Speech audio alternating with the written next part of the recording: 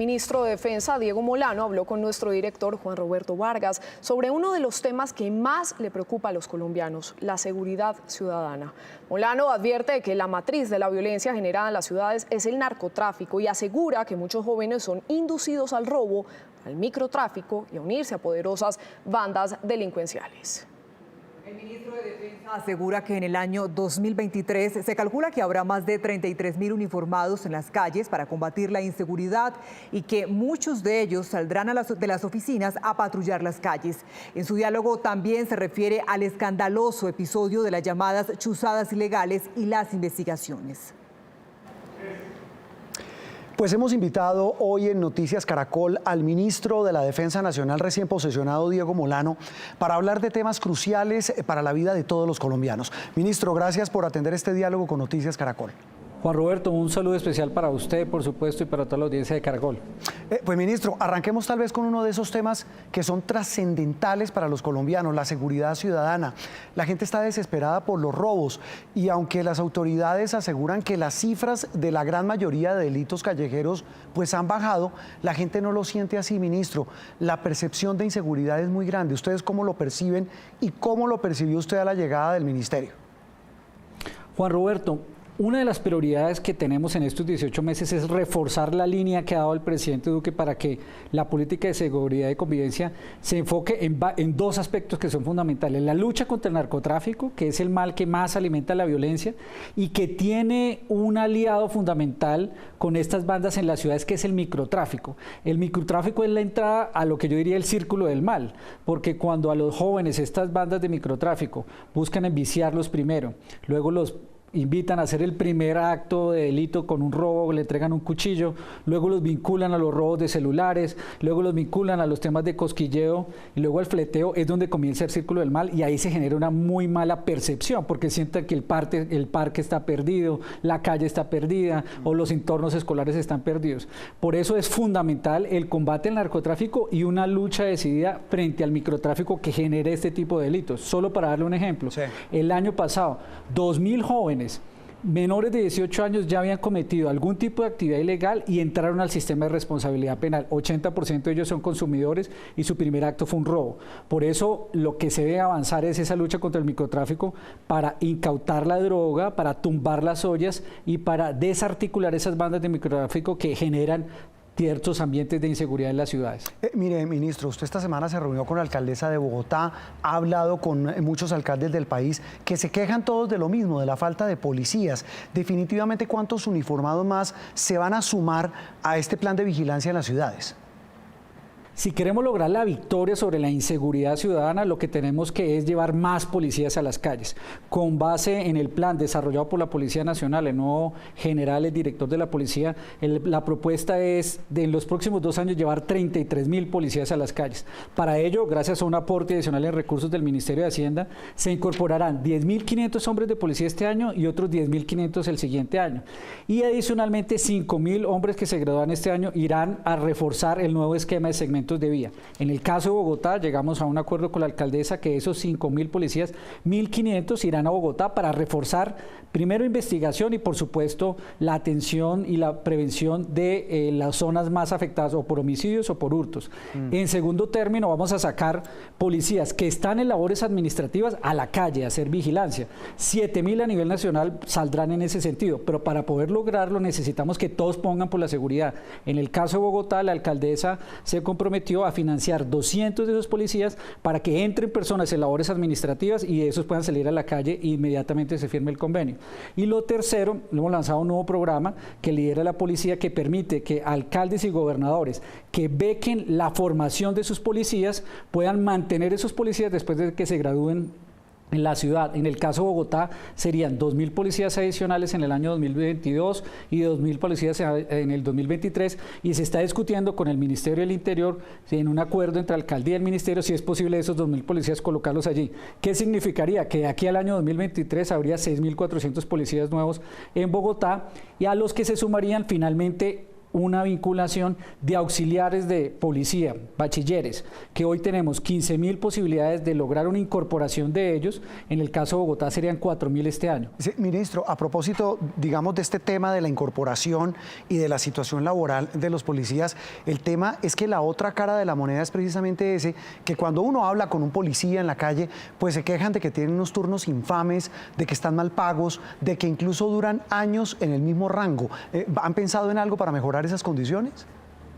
Pues lo que se está organizando, particularmente después de las sentencias judiciales que hicieron que un grupo importante de policías pudieran podido retirar con anticipación y se disminuyó el número de pie de fuerza, es que este pie de fuerza, por eso precisamente, entre con para el desarrollo de su carrera con muy buena formación, con muy buen bienestar.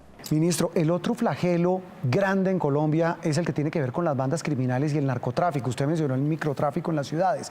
En el campo, el tema del narcotráfico es espantoso. Hay regiones de Colombia sitiadas, vimos lo de Buenaventura. Y lo más grave es que esas zonas tienen gran presencia de fuerza pública. Es decir, parece que más tropas no se traduce en más seguridad para la gente. El narcotráfico es el combustible que alimenta la violencia y hay 5 grupos que son los que buscan generar desestabilización y subyugar unas regiones colombianas. Son el ELN, las disidencias de las FARC, el Clan del Golfo, los Caparros y por supuesto la narcotalia. Esos son grupos narcocriminales que buscan utilizar rentas criminales o de narcotráfico, de minería ilegal, y esas disputas entre ellos por ese control territorial generan ese tipo de violencia. Son ellos los que asesinan líderes sociales, son ellos los que generan los homicidios colectivos. Pero la presencia de la fuerza pública es vital, por eso hoy se desarrollan operaciones conjuntas como por ejemplo Agamenón allí en el Urabá, en el sur de Cauca, en el sur de Córdoba y en la parte antioqueña donde ellos están hoy desarrollando actividades con el Clan del Golfo. Esas operaciones conjuntas pues buscan desmantelarlos y se ha avanzado. De hecho, 5.000 de esos miembros de esas organizaciones han sido neutralizados desde que inició la administración del presidente Duque. Cabecillas han sido dados de baja solo este fin de semana. Ministro, ¿ya tienen previsto cuándo va a empezar la fumigación de cultivos ilícitos? El narcotráfico se alimenta de que haya una extensión más amplia de áreas de coca. Las áreas de coca toca reducirlas, toca disminuir todo el eslabón de la cadena de ese negocio que alimenta la violencia. Lo primero que hay que hacer es reducir las hectáreas de coca y por eso el gobierno está enfocado en varias acciones simultáneamente para reducir esas hectáreas de coca. Primero, la erradicación manual, que son 130.000 hectáreas de meta este año. Por supuesto, el desarrollo alternativo. Pero allí donde haya que utilizar aspersión con precisión, con todos los requisitos que estableció la Corte, lo vamos a utilizar. Hoy se está surtiendo el procedimiento que ha señalado la Corte para cumplir con los 6 requisitos que señala. Inmediatamente se termine de hacer ese proceso, que debería ser a finales de marzo, iniciará la aspersión con precisión en los puntos que han sido señalados para tal efecto. Ministro, usted habla de la erradicación manual. A propósito de ese tema, pues aquí en Noticias Caracol lo registramos hace algunos días, lo que denuncian campesinos de al menos 6 regiones de Colombia, porque no son 2 o 3 campesinos, es que se inflan las cifras de la erradicación manual. ¿Han logrado establecer eso? ¿Qué ha podido establecer usted sobre ese tema? Recientemente llegué a este cargo y hicimos un empalme para mirar cómo iba el proceso de erradicación y el cumplimiento de las metas. La información que yo tengo es que ese informe se hizo en julio del año pasado. De julio del año pasado a hoy se tomaron 10 acciones por parte de la policía para mejorar las cifras que se estaban reportando. Lo primero es que hoy se está reportando desde los puntos donde está haciendo la erradicación con una oficial especial, con el GPS que va directamente a alimentar el punto donde está haciendo la erradicación. Segundo, esas personas están siendo entrenadas por el sistema de las Naciones Unidas, la Oficina contra las Drogas y el Delito, para garantizar que la información se suba adecuadamente.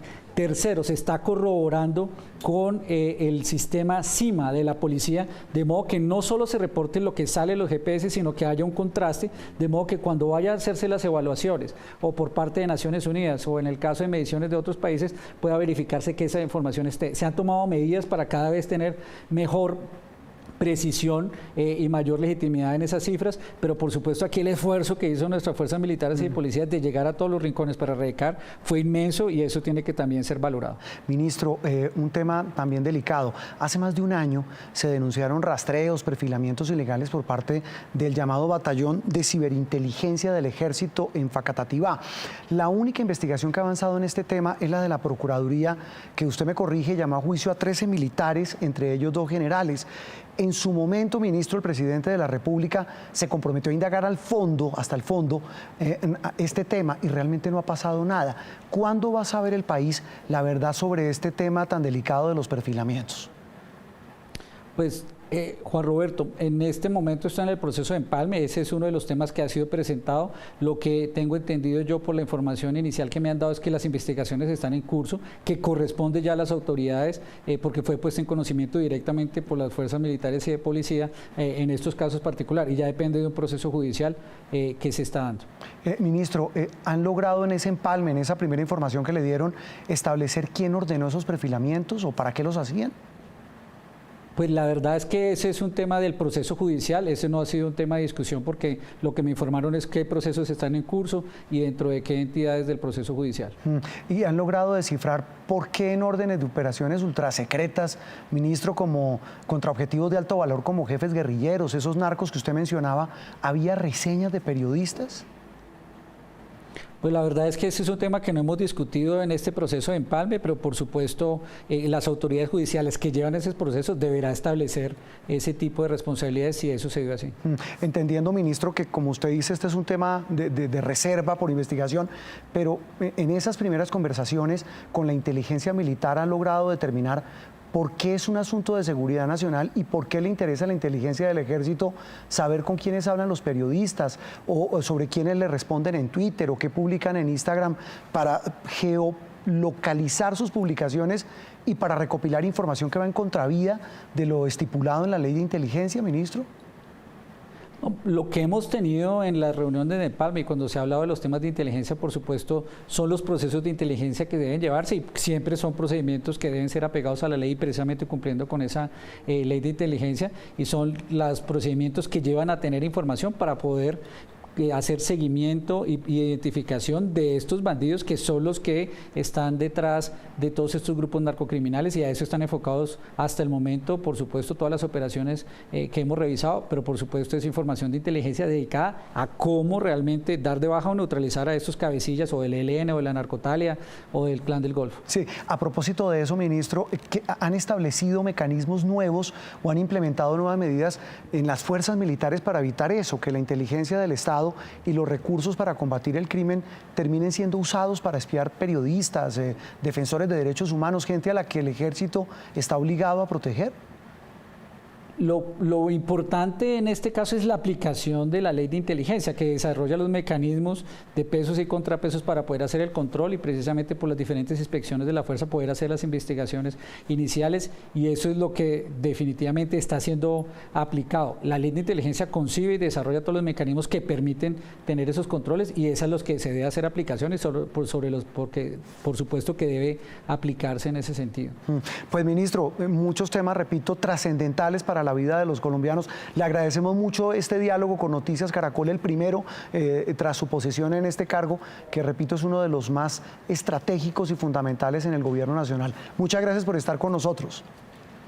Juan Roberto, muchas gracias, un saludo especial y una invitación a todos los jóvenes colombianos a que se vinculen a su policía.